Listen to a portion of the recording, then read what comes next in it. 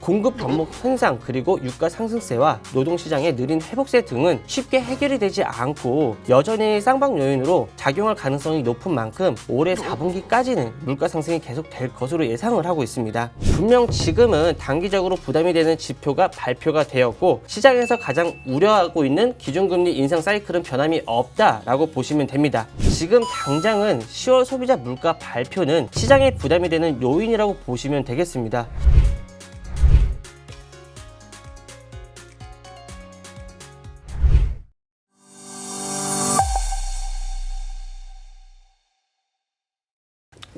안녕하십니까. 착한 인베스트먼트 김지호 전문가입니다.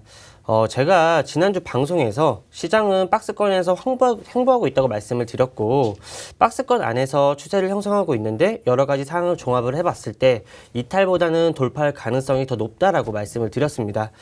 지난주 목요일 양시장 박스권 하단 찍고 나서 매수세 유입이 되면서 시장은 반등하는 모습을 보여줬고 거기에 인플레이션 상황에 긍정적인 메시지들이 나오면서 단기적으로는 코스피는 3,000포인트 회복 그리고 코스닥은 박스권을 돌파하면서 1,050포인트 를 향해 달려가는 모습을 보여주고 있습니다. 지난주 후반 기점으로 이제 외인의 매수 포지션이 중요하고 그리고 지난주 유독 심했던 종목별 쏠림 현상은 이제 어느 정도 완화가 되면서 조금 시장은 조정을 보이고 있지만 시장의 주도권도 달라진 모습을 좀 보실 수가 있습니다. 이 추이가 연속성을 갖고 가는지에 대해서 관심 깊게 봐야 할 시기라고 생각을 하고 있고요. 그 시기 어려워하지 마시고 제가 여러분들에게 이제 길잡이가 되어드릴 수 있도록 지속적인 체크해 드리면서 좋은 종목 많이 찾아드리고 또한 눈높이에 맞춰서 설명도 드리고 있으니까요. 고민하지 마시고 노란톡방 꼭 바로 들어오셨으면 좋겠습니다.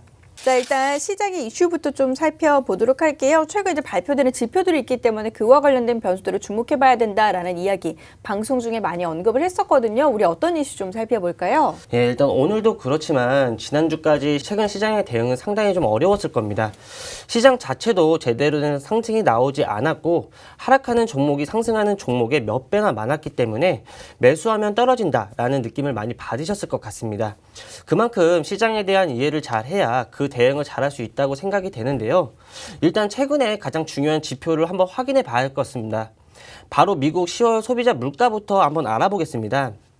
수치 바로 말씀드리면 미국 10월 소비자 물가는 전년 대비 6.2%나 증가를 하면서 예상치인 5.9%를 상회하는 수치를 보여줬었는데요. 이는 1990년 이후 31년 만에 최고치를 기록한 겁니다. 또한 전월 대비로도 0.9% 상승을 하면서 예상치인 0.6%를 넘는 수치를 보여줬었는데요. 코어 소비자 물가 지수란 가격 변동이 심한 식품이나 에너지를 제외한 물가 지수라고 보시면 되는데요. 특히 식품이나 에너지는 국가에서 어떠한 정책을 쓰더라도 제어할 수 없는 변동을 가지고 있습니다. 그렇기 때문에 이런 부분을 제외한 코어 소비자 물가 지수가 중요한 건데요.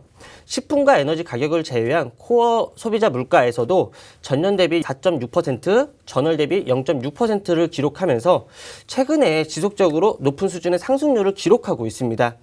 이러한 수치가 발표됨에 따라 시장의 인플레이션 우려를 다시 한번 증폭시켰다고 보시면 되고요. 올해 3월부터 연준의 물가 목표인 2%를 상회하는 흐름을 계속해서 보여주고 있습니다. 이유가 중요할 것 같은데요. 이유는 세 가지 정도 생각해 볼 수가 있습니다. 첫 번째는 최근 시장의 가장 큰 이슈인 공급 변목 현상입니다. 공급 변목 현상은 코로나 이후 제한된 공급에 대한 우려로 최근까지 물가를 지속적으로 끌어올린 주된 요인입니다. 이 부분은 좀처럼 해결이 되지 않고 있기 때문에 지속적으로 부담이 되는 요인이라고 보시면 되고요. 두 번째는 유가 상승의 지속입니다.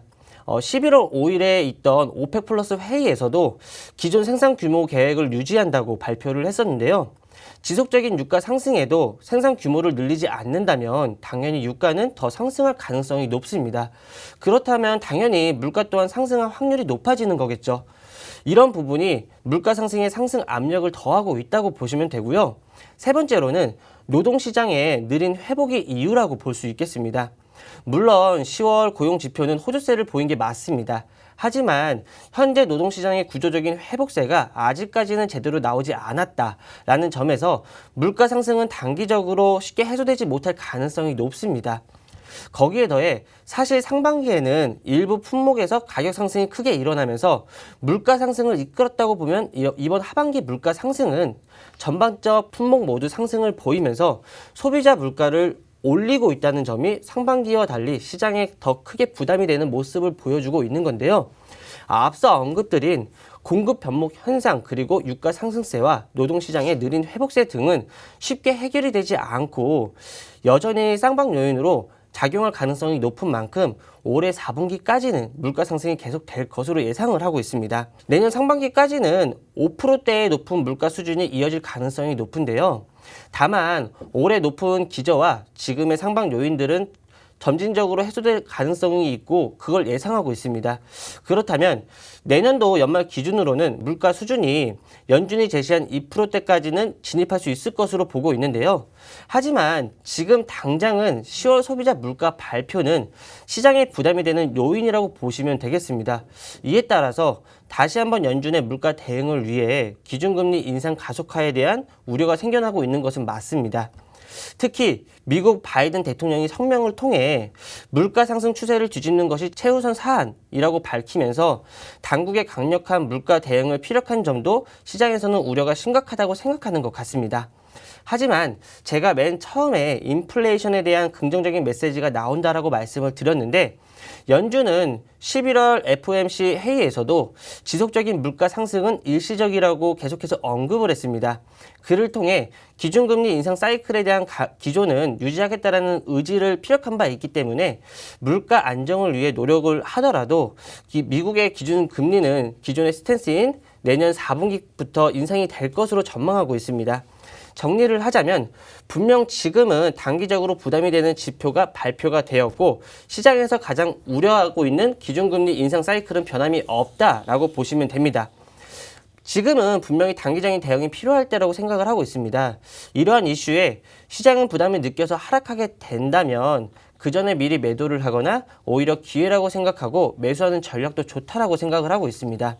다만 그러한 종목, 업종 아니면 매수와 매도 전략을 가져가는 게 개인 투자자분들은 쉽지 않을 것이라고 보고 있고요. 그러한 부분이 어렵다면 저희 방송과 노란톡방에 들어오셔가지고 이 부분 꼭 가져가셨으면 좋겠습니다.